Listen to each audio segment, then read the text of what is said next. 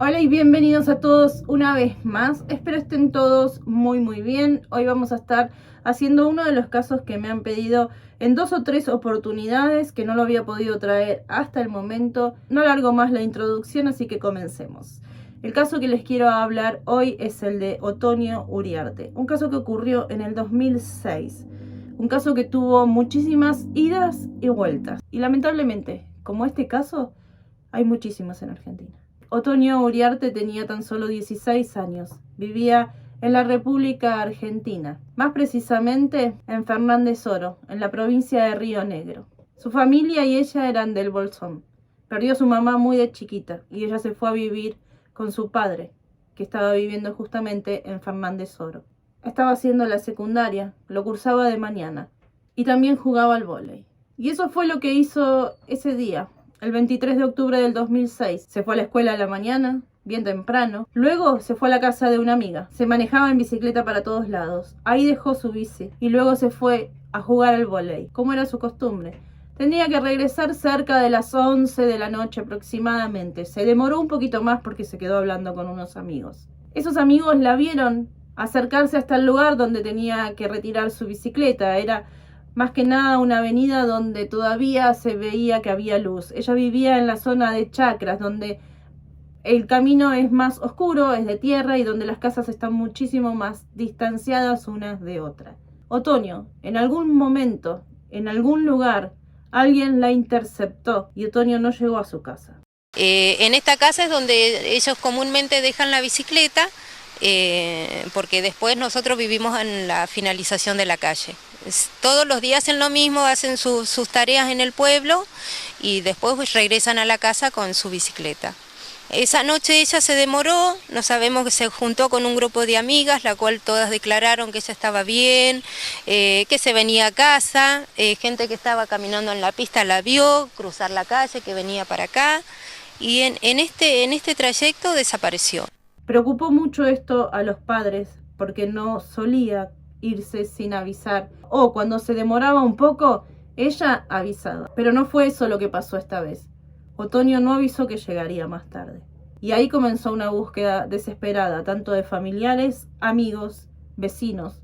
Todos la estaban buscando. De más está decir que lo primero que hicieron fue llamar a su celular. Su celular daba señal, pero no contestaba. Al otro día ya comenzó a dar apagado, como si la batería se hubiera agotado. El padre pudo averiguar entre todos los vecinos a los que preguntó si alguien sabía algo, que habían encontrado un celular cerca de la zona donde ella se extravió. Este hombre, un albañil, se lo describió, le dijo cómo era, y Roberto Uriarte dijo que sí, que ese teléfono que le estaba describiendo era el de Otonio. Este hombre le dijo, lamentablemente yo ya no lo tengo, porque se lo di a mi amigo que no supo usarlo y lo quemó en unas brasas. Fueron hasta el lugar, pero el teléfono ya prácticamente no quedaba nada más que plástico derretido. Las autoridades, como siempre, haciendo caso omiso de la demanda de los padres, donde estaban denunciando la desaparición de Otonio, dijeron que en realidad ella seguramente se fue, que seguramente luego volverá, como hacen todos los adolescentes. Y es por eso que la policía no lo buscó a Otonio.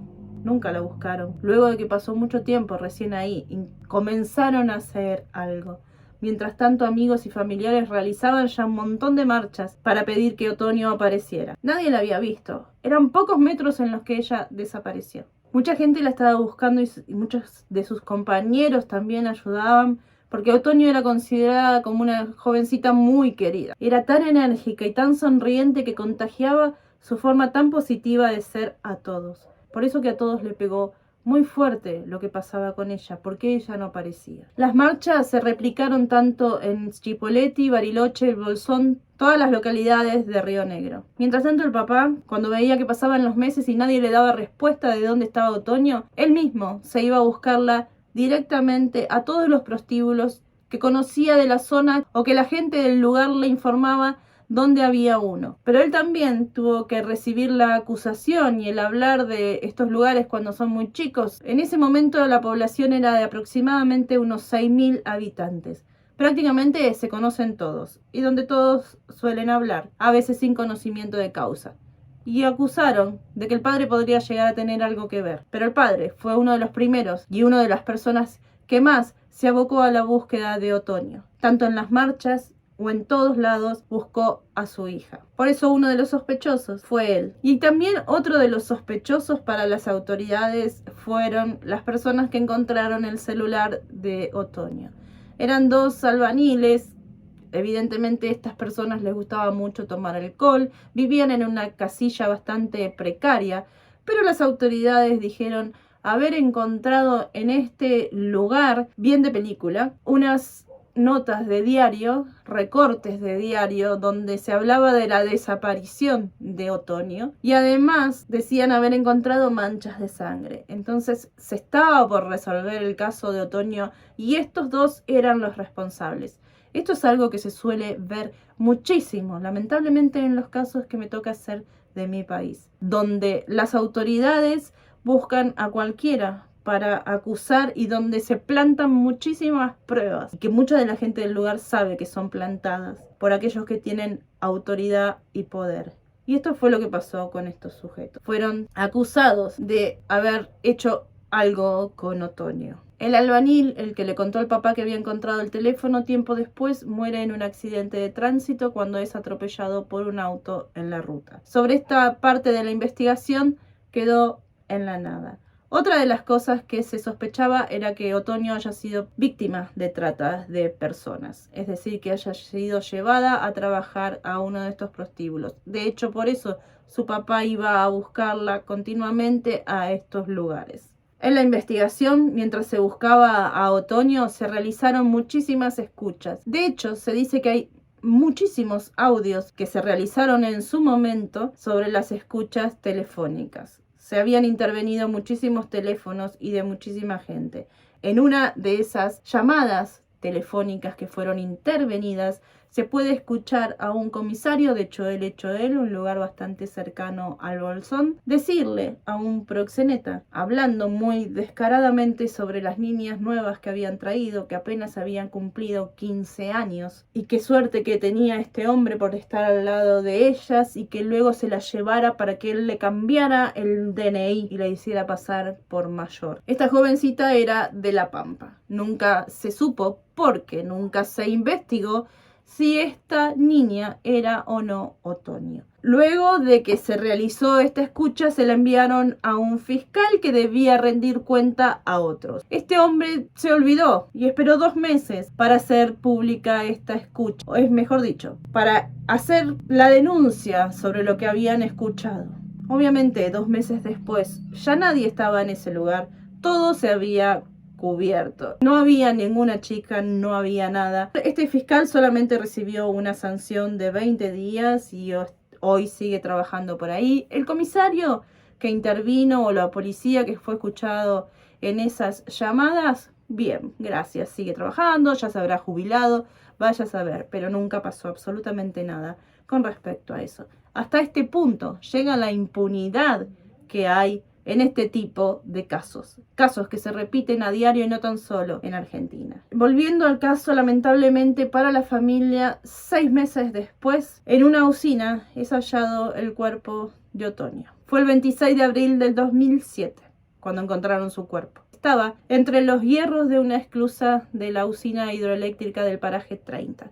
Esto es un canal de riego que se utiliza muchísimo tiempo, prácticamente en épocas de cosecha. Después se deja drenar el agua para que las aguas bajen porque ya no se necesita. Cuando las aguas bajaron, se encontró ahí lo que quedaba del cuerpo de ella. Pero un detalle de lo que se dijo fue que en realidad ella había sido puesta ahí con la idea de que, como esas rejillas retienen todo, pero el agua corre con tanta fuerza que todo lo que queda ahí, todo material orgánico que queda en esas rejillas, se disuelve. Eso es lo que tendría que haber pasado, o eso es al menos lo que dicen que las personas que la pusieron ahí querían que pasara, que todo se desintegrara. Pero eso no pasó. Así como se detienen las ramas o algo, hizo que Otoño se quedara en ese lugar. Esto, si fue arrojada tan solo unos días antes, porque el cuerpo estaba en un estado de descomposición, pero no total. Fue identificada por una cadena que tenía ella de manera artesanal, es decir, ella se dedicaba a hacer esas artesanías y ese collar era muy especial para ella porque su mamá también era artesana. Por ese collar y por unas prendas de vestir que habían encontrado en el lugar, prácticamente no tenían dudas de que era ella. Igualmente, el padre quería esperar los análisis de ADN.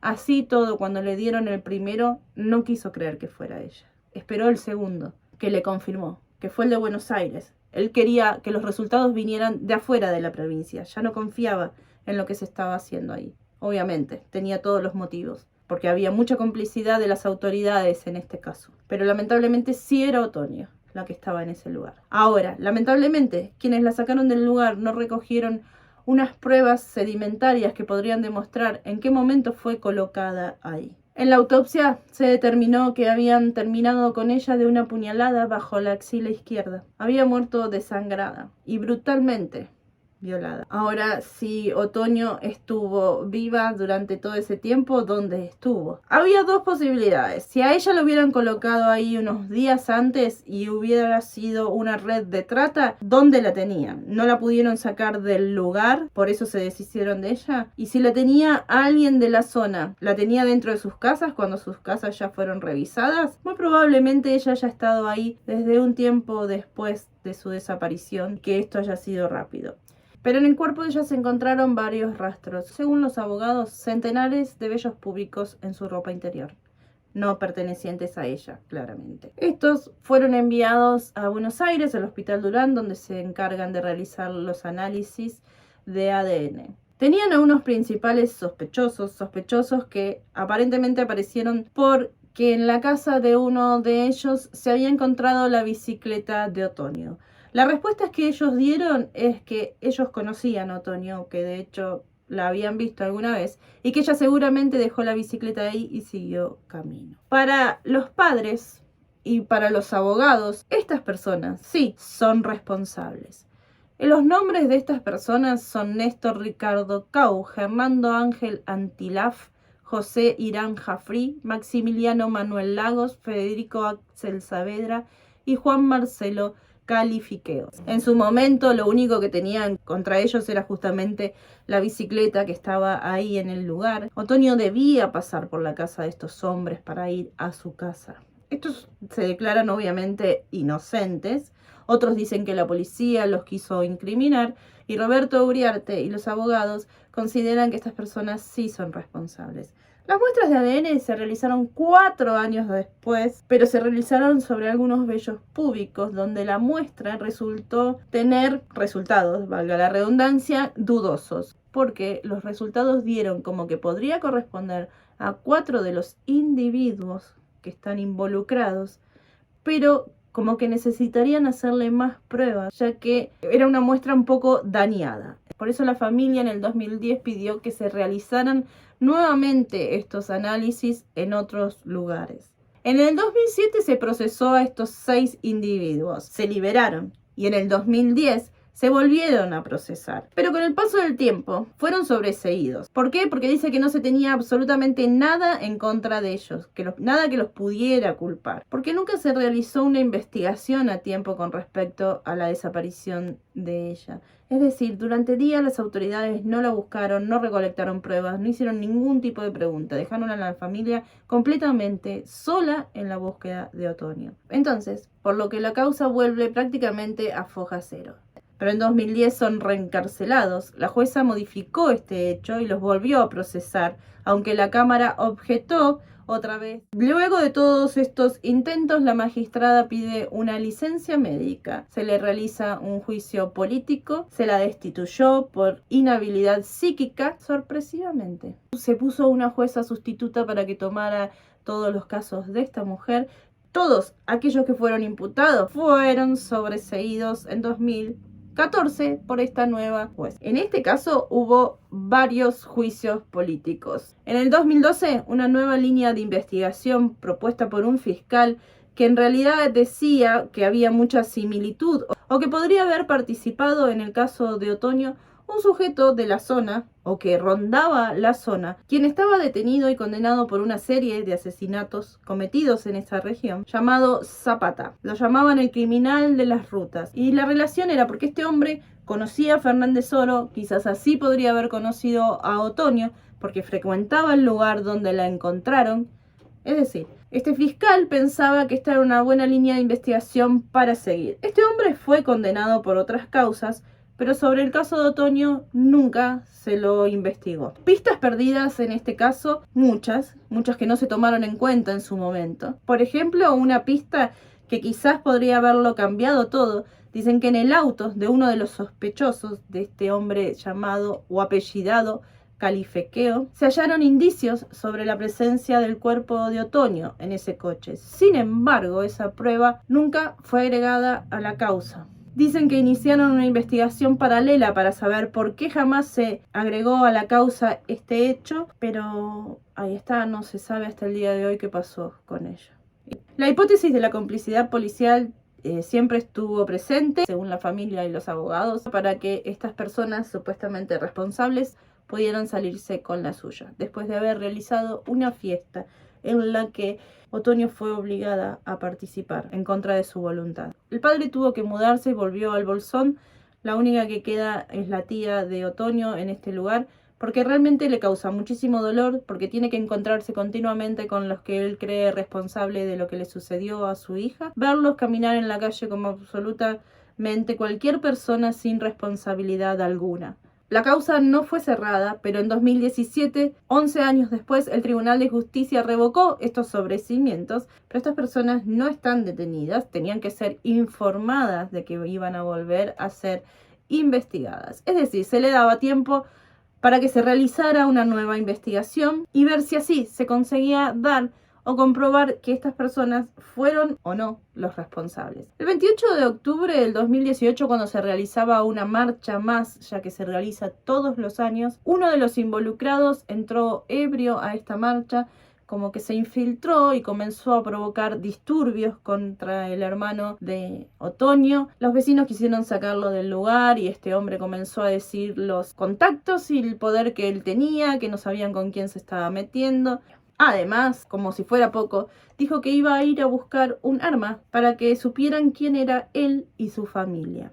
No se dio el nombre de este sujeto, pero realmente si hablamos con personas de esta calaña, ya sabemos, calaña o personas de con estas características, ya sabemos cómo es esto, ¿no? Son por lo general gente que tiene influencias y poder en estos lugares que son tan chicos o contactos con la policía. Para diciembre del 2020 ya a punto estaba de cumplirse los 15 años del hecho. Casi la vida o los años que vivió Otoño. Se dijo con más seriedad que en el 2017 de que se iba a formalizar la acusación y que se los llevaría a juicio. Este fallo habilita a la Fiscalía a seguir investigando y ponen toda su fe en las nuevas tecnologías.